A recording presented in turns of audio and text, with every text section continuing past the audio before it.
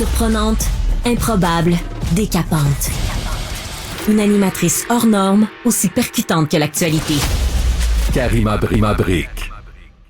Alors aujourd'hui, j'ai le bonheur de m'entretenir avec quelqu'un qui va nous parler du défi sécuritaire des Jeux olympiques justement de Paris. Pour les policiers, ça va être vraiment tout un boulot, tout un travail. Écoutez, là, c'est vraiment, on sait que la France va accueillir les Jeux olympiques à Paris du 26 juillet au 11 août prochain. Et ensuite, ce sera les Jeux paralympiques. Et pour la cérémonie d'ouverture, c'est ça qui est fascinant. Ça sera le 26 juillet. Ça va être la première fois dans l'histoire où ça va se passer à l'extérieur d'un stade fermé et sécurisé. 10 000 athlètes, imaginez-vous, vont défiler à travers Paris sur les eaux de la Seine. Ça va être l'occasion aussi là, pour le public du monde entier de voir les fameux monuments emblématiques de la ville, la Tour Eiffel, la cathédrale Notre-Dame de Paris. Alors tout ça, c'est bien beau. Mais concrètement, on s'entend que c'est un enjeu sécuritaire énorme. La France est menacée notamment par le terrorisme. On sait qu'il y a eu des attentats islamistes là, il y a quelques années. Il y a vraiment quand même cette peur-là qui est présente. Le budget, imaginez-vous le budget pour les Jeux olympiques, là, pour la sécurité, seulement pour la sécurité, c'est évalué à presque 500 millions de dollars. C'est énorme. Et pour le 26 juillet, cette cérémonie d'ouverture, on parle de 45 000 policiers qui vont être déployés. Alors, pour en discuter, je joins Jean-Christophe Couvi, qui est secrétaire national du syndicat Unité SGP Police Force ouvrière en France. Jean-Christophe Couvi, bonjour. Bonjour Karima. Et bonheur partagé. On se voit souvent sur les plateaux, sur CNews. Et vraiment, ça me fait plaisir de parler à nos amis québécois. Je voulais absolument vous avoir avec nous, Jean-Christophe Couvi, parce que vraiment vous êtes à l'affût de, bien sûr, de tout ce qui se passe. Vous êtes témoin de vraiment là, concrètement avec les policiers des enjeux sécuritaires. Pour les gens qui nous écoutent à la maison, est-ce que le 26, lors de la cérémonie d'ouverture, est-ce qu'on reste tranquillement à la maison, on écoute ça, disons, devant notre téléviseur, ou on se risque à sortir? En gros, est-ce que c'est dangereux finalement le 26? Bah, écoutez, c'est une fête populaire quand même. Donc effectivement, nous, notre rôle, c'est que tout se passe bien. Ça vous a pas empêché que tout cet été, les policiers allaient travailler à 100%. Il y a des restrictions de congés. En fait, on n'a pas nos congés. On sera tous sur le terrain pour que justement les touristes, les spectateurs puissent aller tranquillement profiter des Jeux Olympiques, profiter de Paris aussi, mais pas que Paris. Il y a d'autres sites dans toute la France et même en Outre-mer. Donc on a besoin vraiment de cette sérénité et en fait quand on accueille le monde entier, il faut qu'on soit à la hauteur. Donc nous c'est notre enjeu policier et puis effectivement oui, je pense que on peut pas éliminer à 100% le danger malheureusement aujourd'hui dans nos pays, dans toutes les grandes capitales et tous les pays européens, on voit bien aujourd'hui que voilà, il y a un terror latent. Personne n'est à l'abri, on n'est jamais à l'abri de 100%, mais en même temps, on peut pas s'empêcher de vivre. Et il faut justement qu'on ait cette résilience et ce courage de dire tiens, allez, je vais aller aux Jeux Olympiques, je vais aller voir, parce qu'après tout, la vie elle continue et c'est pas une petite poignée de personnes sur Terre qui peut nous empêcher de vivre.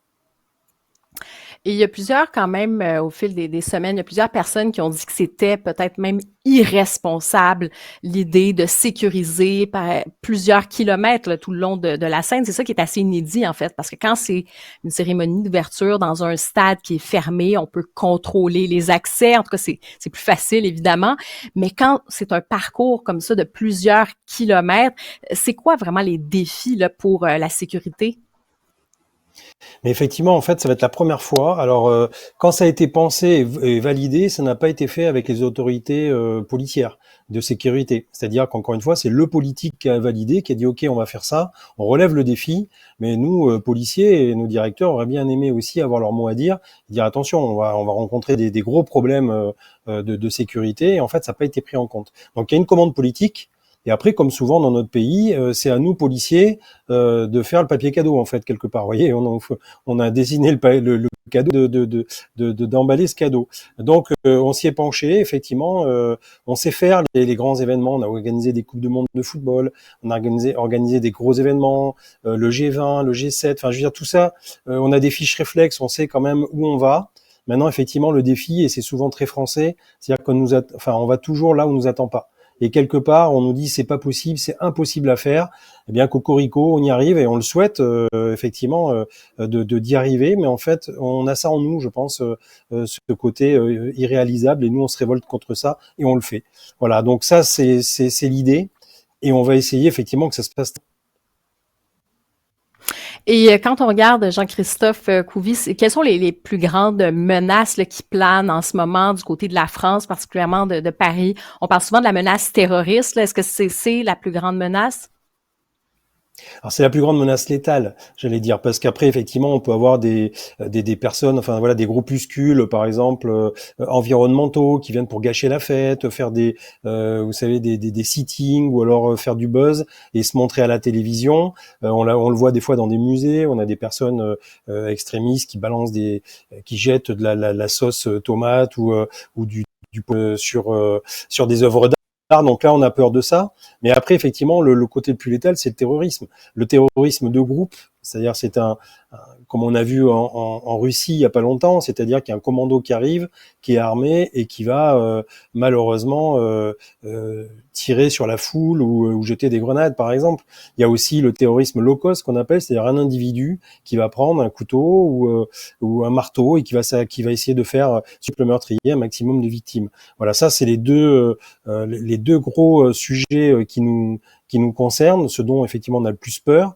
C'est plutôt une menace endogène, propre à la France, plutôt qu'un groupe extérieur.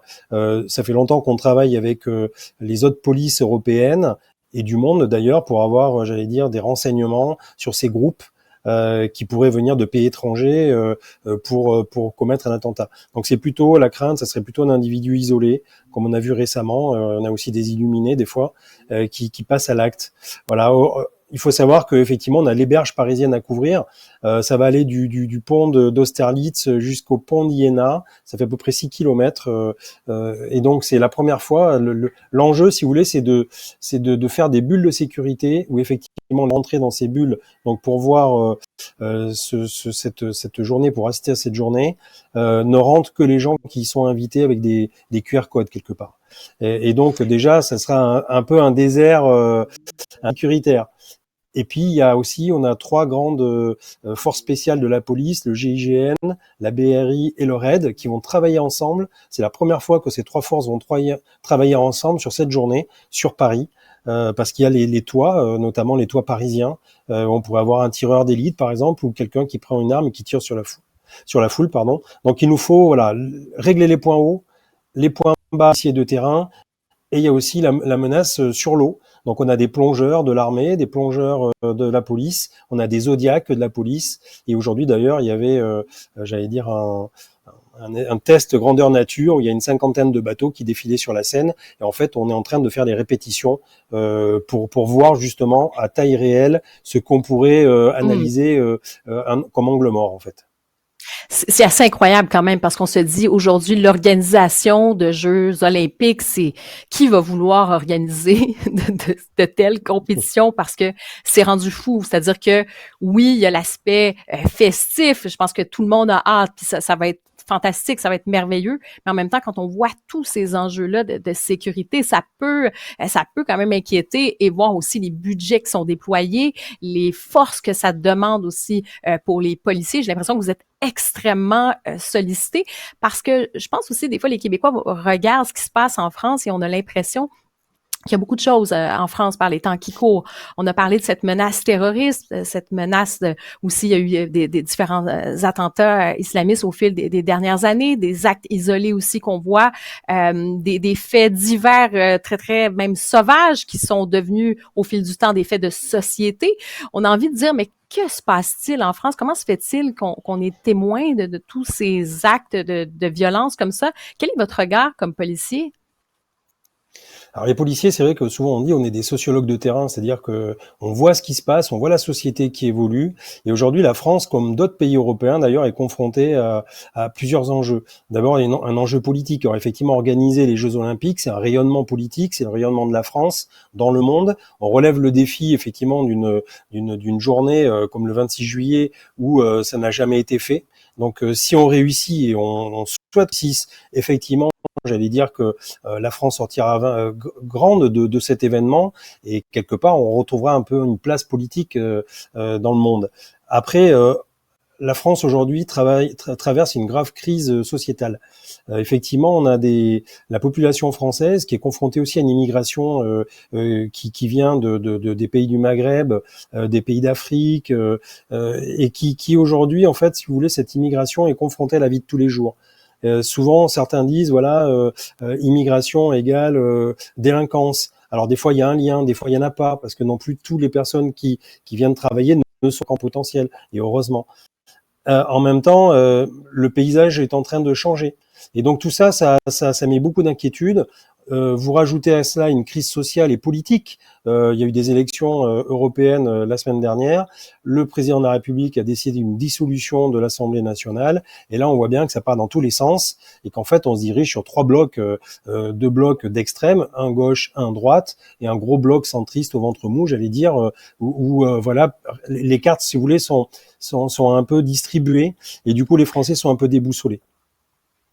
Voilà, on aura l'occasion d'en reparler. Ouais.